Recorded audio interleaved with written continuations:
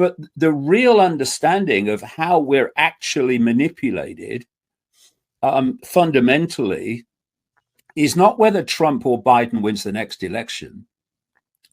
It's the fact that our very sense of reality is being scammed. Because what we're experiencing, or how we experience it, is not actually what we're experiencing. So, AI, therefore, becomes something, there's many, many levels to that, but it becomes something that if those behind it know how the human psyche works and how what I call the human decoding system works, then you can manipulate that and therefore manipulate perception. A tiny, tiny band of frequency called visible light, and that's all we can see.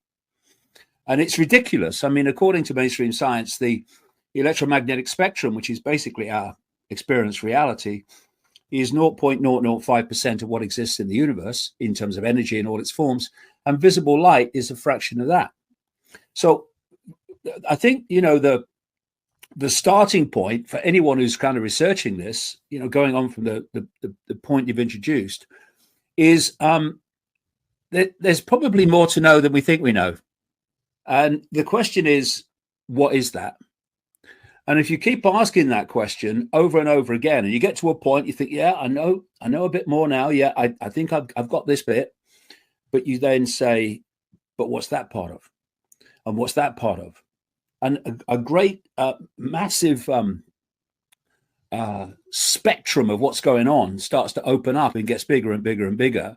And I think, therefore, if we are genuinely researching on that basis, the basis of what the ancient Greek philosopher said, Socrates, wisdom is knowing how little we know, then any belief system, religious, political, scientific, follow the science, is going to be a self-censor potential for you, because you're going to say, well, I'm not going there because my belief system's going to be challenged if I go there, so I'm not going there.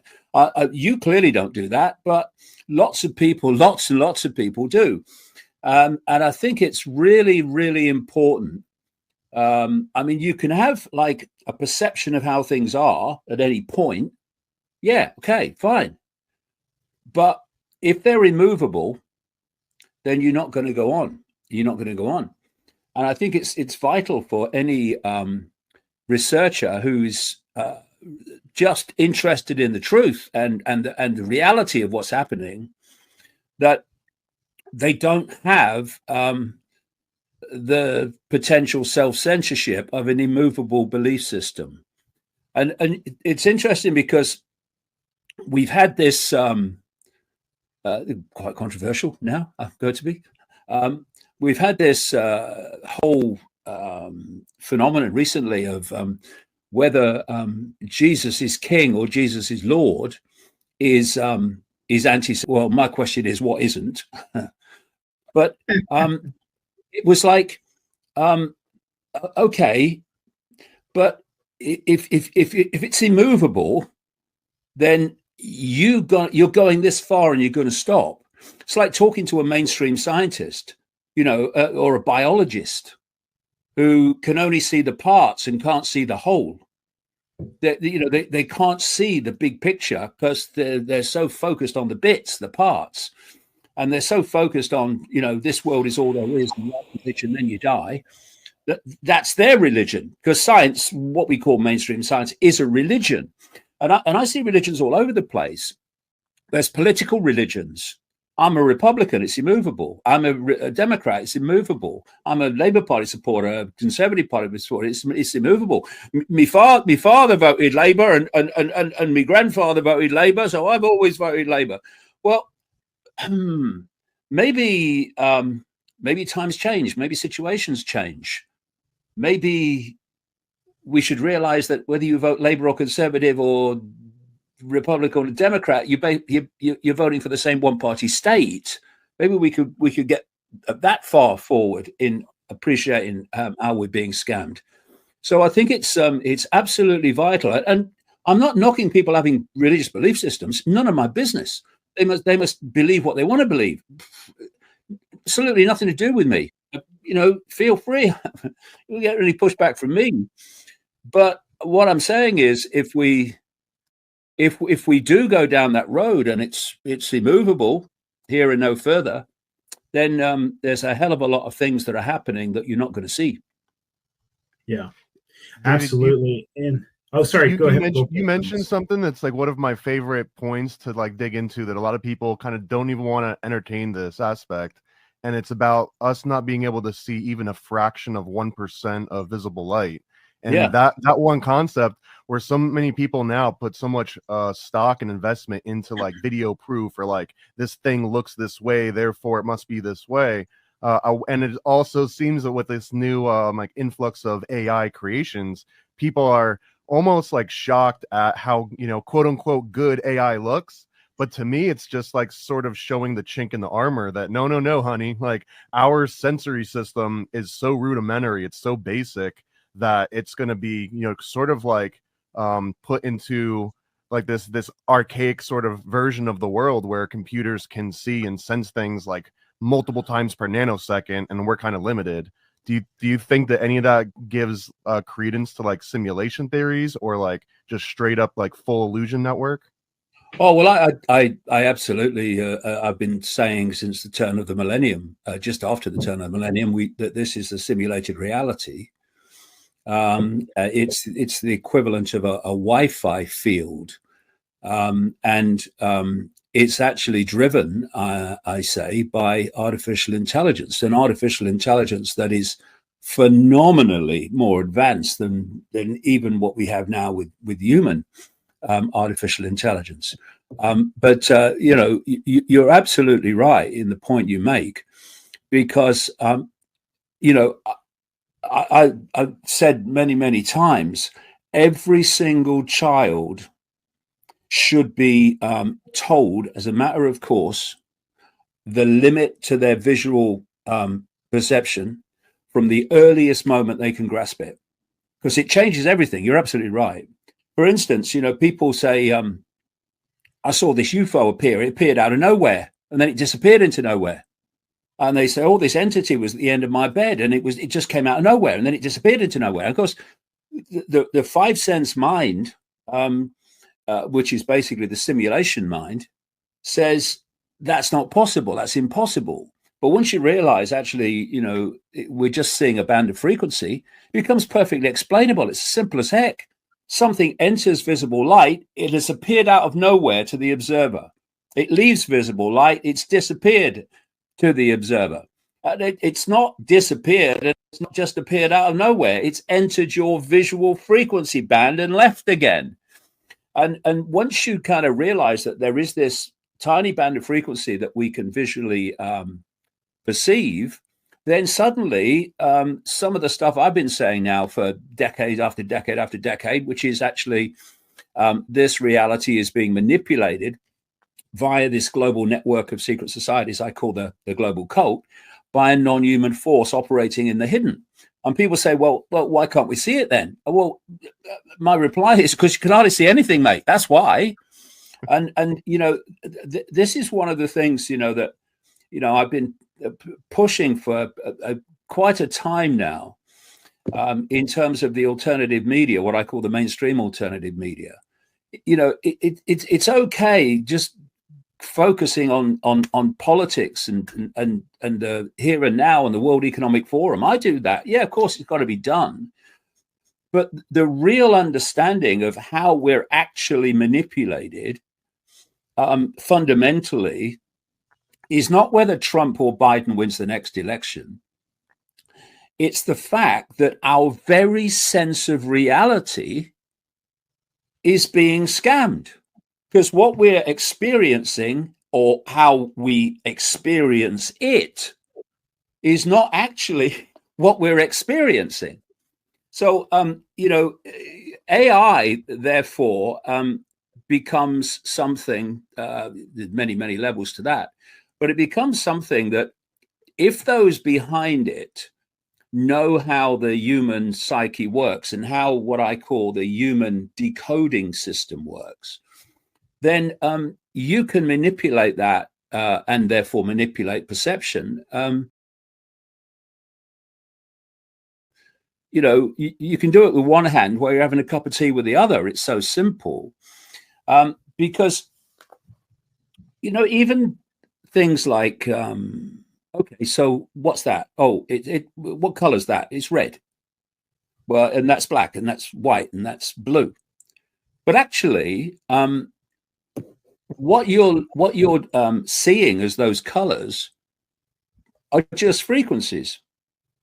And if something absorbs frequencies from the spectrum, then you don't see it. You don't see that color. So if something that's red is absorbing other colors or other frequencies in the spectrum, you'll only see it as red. We only see what is reflected from things in terms of frequency. That's where the color comes from. For instance, if you are in an absolutely truly jet black room where there is absolutely no light source to reflect at all, not even mildly, then you can't see anything. It's just blackness. It's only when a light is introduced that is reflected off something, you can start to see forms. And, you know, it's everything that we experience as real and physical and solid is actually illusory. And, you know, the more I've gone on this road, and how I've got there is by exactly what I talked about earlier. You get to a point, like in the early 1990s, I was putting together this global cult, and how, you know, presidents, prime ministers, and all these people are just gophers for this cult.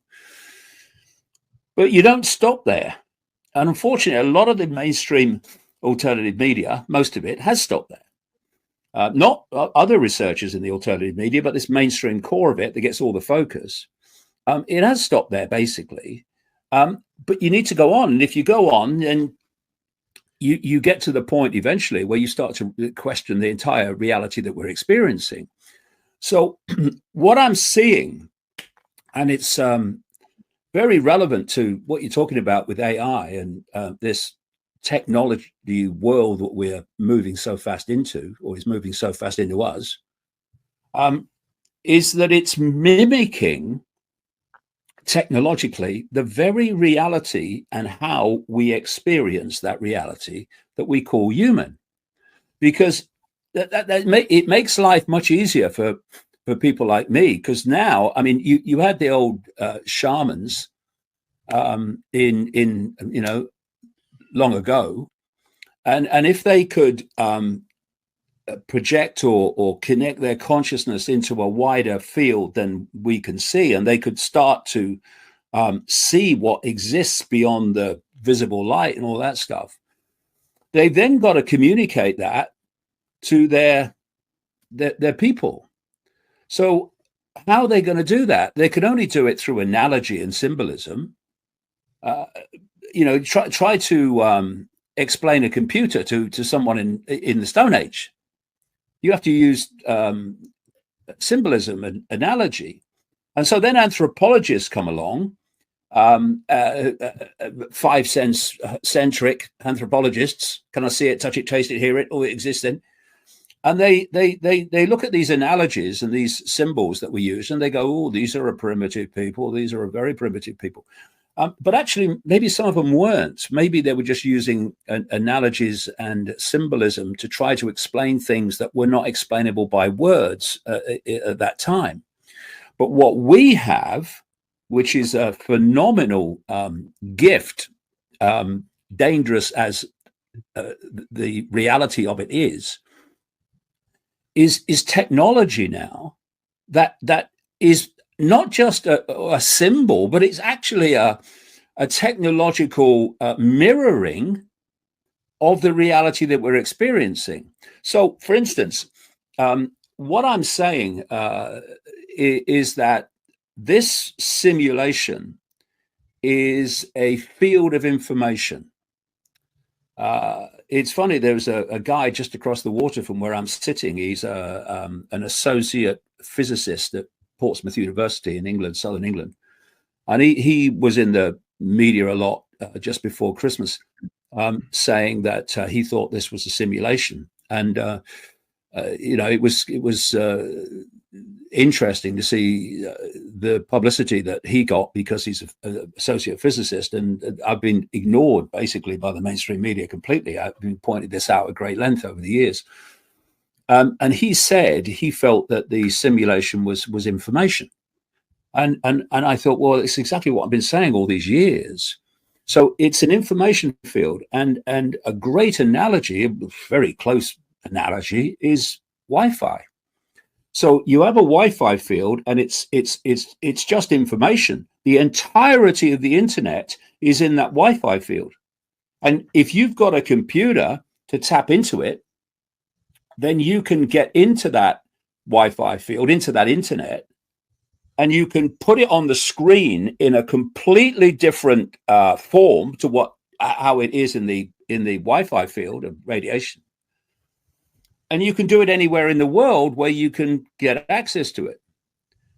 And what is the computer doing? It's tapping into this field of information we call Wi-Fi, and it's decoding it into what we see on the screen, which is a completely different version, like I say. So if you say to people, tell me about the internet, they will say, well, it's pictures and videos and graphics and text on the screen. Yes, it is, but only on the screen. It's the only place the internet exists in that form. Everywhere else, it's a Wi-Fi field or electronic circuits. What do we really know, people? What do we really know? And the little that we know is so insufficient. Alright, given this modern time and what's happening now, this whole Trump drama, everyone know Epstein pedo, Trump link with him, but it's like people are just refusing and don't want to believe the idea that Trump is a part of this and Trump is a pedo, when the information is there. So my point is, it becomes a time when people, like, they're refusing to know. They don't want to know. So yeah, I agree, David, we know a little bit, but majority of people I know, they don't want to know most of the things that's going on. They refuse to believe, they refuse to want to know. They refuse to extend their mind, their brain. And it's really sad, but that's the case we're in, people. That's just the state we're in this present day. So we are already challenged by the little we know. But damn, some people just don't want to know nothing more. Nothing. And that's a sad, sad reality we find ourselves in this modern time. Respect to David.